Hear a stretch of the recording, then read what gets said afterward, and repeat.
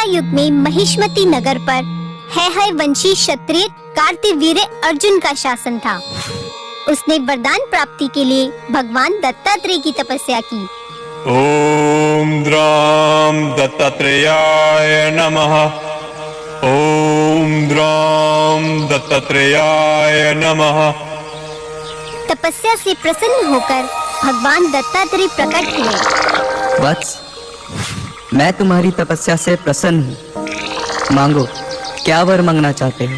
भगवान, मुझे 1000 भुजाओं की शक्ति दीजिए। तथास्तु। ऐसा कहते ही अर्जुन की 1000 भुजाएं निकल आई। इन 1000 भुजाओं के कारण आज से तुम सहस्त्र अर्जुन के नाम से जाने जाओगे। ऐसा कहकर भगवान दत्तात्रेय अदृश्य हो गए। शक्ति प्राप्त होते ही घमंड सहस्त्र अर्जुन के सिर चढ़ गया। वो वेद पुराणों को झूठा बताकर ब्राह्मणों पर अत्याचार करने लगा। वेद पुराण सब झूठे हैं, केवल सहस्त्र अर्जुन ही सत्य है। एक दिन धरती माता गाय का रूप लेकर भगवान विष्णु के पास गईं और बोली, प्रभु, सहस्त्र अर्जुन और उसके क्षत्रिय मित्रों का अत्याचार अब मुझसे सहा नहीं जाता। कृपया आप इन सभी का संहार करें। आप चिंता न करें देवी, मैं जल्द ही धर्म की स्थापना के लिए महर्षि जमदग्नि के पुत्र के रूप में अवतार लूंगा और न केवल सहस्त्र अर्जुन का बल्कि सभी क्षत्रियों का सर्वनाश करूंगा। भगवान विष्णु के ऐसा कहने पर धरती माता ने सिर झुकाकर उनका धन्यवाद किया और वहाँ से चली गई। इसके कुछ वर्षों बाद महर्षि जमदग्नि और उसकी पत्नी रेणुका ने एक पुत्र को जन्म दिया।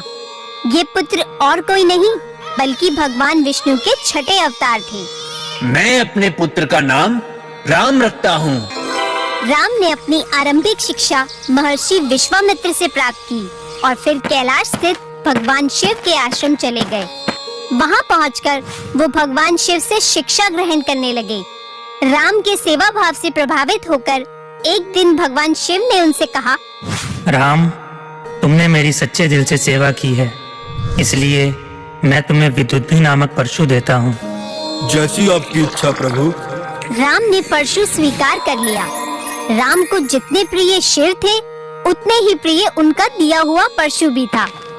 राम उस परशु को हमेशा अपने साथ रखते थे, इसलिए जल्द ही उनका नाम परशुराम पड़ गया और सब लोग उन्हें परशुराम के नाम से ही पुकारने लगे। एक दिन सहस्त्र अर्जुन युद्ध जीतकर अपने नगर की तरफ लौट रहा था। तभी रास्ते में उसे महर्षि जमदग्नि का आश्रम दिखा। आश्रम देखकर वो सोचने लगा, कुछ देर यहीं विश्राम कर लेता हूँ, फिर अपने नगर के लिए प्रस्थान करूँगा। ये सोचकर वो महर्षि जमदग्नि के आश्रम चला गया। महर्षि जमदग्नि के पास इंद्र द्वारा दी गई दिव्य कामधेनु गाय थी। कामधेनु ने कुछ ही क्षणों में सहस्त्रार्जुन और उसकी सेना के लिए भोजन का प्रबंध कर दिया। सहस्त्रार्जुन को जब कामधेनु के बारे में पता चला तो उसने महर्षि जमदग्नि से कहा, कामधेनु जैसी दिव्य गाय पर केवल मेरा अधिकार है, इसलिए ये गाय मुझे दे दो। कामधेनु गाय मेरे आश्रम के भरण पोषण का एकमात्र जरिया है, इसलिए इसे मैं आपको नहीं दे सकता। अगर प्यार से नहीं दोगे तो मैं इसे छीन कर ले लूंगा। ऐसा कहकर सहस्त्रार्जुन कामधेनु की तरफ बढ़ा, पर जैसे ही उसने कामधेनु को छुआ वो अदृश्य होकर इंद्र के पास लौट गई। ये देखकर सहस्त्रार्जुन बहुत क्रोधित हो गया। तपस्वी, तूने सहस्त्रार्जुन का अपमान किया है, तुझे इसका दंड अवश्य मिलेगा। ऐसा कहकर उसने अपनी भुजाएं फैलाई और पूरे आश्रम को तहस नहस कर दिया। जब परशुराम आश्रम लौटे तो उनकी माँ ने उन्हें सारी बात बताई। माता पिता का अपमान और आश्रम को तहस नहस देखकर परशुराम बहुत क्रोधित हुए। उन्होंने संकल्प लिया, मैं उस दुराचारी सहस्त्रार्जुन और उसकी सेना का नाश कर दूंगा। ये कहकर उन्होंने अपना परशु उठाया और सहस्त्रार्जुन के महल पहुँचे। सहस्त्रार्जुन! सहस्त्रार्जुन!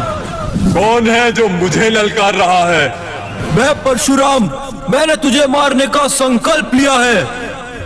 ये सुनकर सहस्त्रार्जुन हंसने लगा। एक तपस्वी मुझे मारेगा। आओ, देखते हैं कौन किसको मारता है। ये सुनते ही परशुराम सहस्त्रार्जुन की तरफ बढ़ने लगा। सहस्त्रार्जुन ने ये देखा तो उसने अपने 1000 हाथ फैला लिए। दोनों में घमासान युद्ध शुरू हुआ। काफी देर तक युद्ध चलता रहा और आखिरकार परशुराम के प्रचंड बल के आगे सहस्त्रार्जुन हार गया। परशुराम ने एक एक कर उसकी सभी भुजाएं काट डाली और फिर सिर काटकर उसका वध कर दिया। सहस्त्रार्जुन का वध कर जब परशुराम अपने पिता के पास लौटे तो उनके पिता ये जानकर बहुत दुखी हुए। उन्होंने परशुराम से कहा, इस जनहत्या का प्रायश्चित करने के लिए तुम्हें तीर्थ यात्रा पर जाना चाहिए। परशुराम अपने पिता का बहुत आदर करते थे, इसलिए बिना कुछ बोले वो उनसे आज्ञा लेकर तीर्थ यात्रा के लिए चले गए। दूसरी तरफ सहस्त्रार्जुन के पुत्र प्रतिशोध की अग्नि में जल रहे थे। मैं उस परशुराम का वध कर दूंगा। हम अपने पिता की मृत्यु का प्रतिशोध अवश्य लेंगे। अगले दिन वो सभी एक विशाल सेना के साथ महर्षि जमदग्नि के आश्रम पहुँचे। वहाँ पहुँचकर उन्होंने देखा कि आश्रम में महर्षि जमदग्नि ध्यान में बैठे थे। ओम नमः शिवाय। ये देखकर वो सभी आगे बढ़े और एक एक कर ध्यान में बैठे महर्षि जमदग्नि पर बड़ी क्रूरता से वार करने लगे। इसके बाद सहस्त्रार्जुन के पुत्रों ने आश्रम में आग लगा दी और वहाँ से चले गए। तभी परशुराम की माता रेणुका आश्रम लौटी और अपने पति को मृत पाकर वो बहुत दुखी हुई और विलाप करती आश्रम की अग्नि में ही सती हो गई। स्वामी! जब परशुराम को इस घटना का पता चला तो क्षत्रियों का ये नीच कदम देखकर वो बहुत क्रोधित हुए। उन्होंने संकल्प लिया, मैं इस धरती को क्षत्रिय विहीन कर दूंगा। ऐसा कहकर वो आकाश मार्ग से होते हुए महिष्मती पहुँचे। वहाँ जो भी क्षत्रिय उनके सामने आया वो उसे मारते हुए आगे बढ़ते गए और उन्होंने महिष्मती नगर पर अधिकार कर लिया। इसके बाद उन्होंने 21 बार धरती से क्षत्रियों का विनाश किया। जब वो 22वीं बार क्षत्रियों से युद्ध के लिए जा रहे थे तो महर्षि ऋचिक प्रकट हुए और उन्हें रोकते हुए बोले, रुको परशुराम, तुम्हारा प्रतिशोध अब पूर्ण हो चुका है। अब रक्त की नदियां बहाना बंद करो। महर्षि के ऐसा कहने पर परशुराम को स्मरण हुआ कि उनका इस धरती पर अवतार लेने का लक्ष्य अब पूर्ण हो चुका है और उनका क्रोध शांत हुआ। उन्होंने युद्ध में जीती सारी धरती महर्षि कश्यप को दान कर दी और इंद्र के समक्ष अपने सभी अस्त्र त्याग कर महेंद्र पर्वत पर रहने चले गए।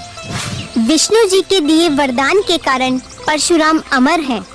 द्वापर युग में उन्होंने द्रोणाचार्य, भीष्म और कर्ण जैसे योद्धाओं को शस्त्र विद्या दी।